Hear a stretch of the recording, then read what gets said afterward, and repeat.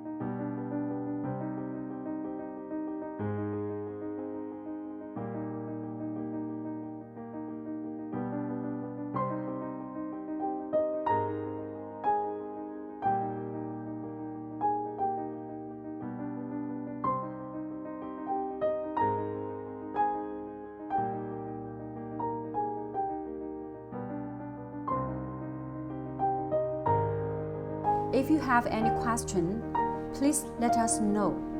We love questions. Questions are great that give us ideas for future content.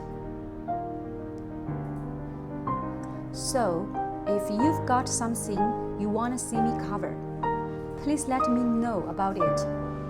I'll see you next video.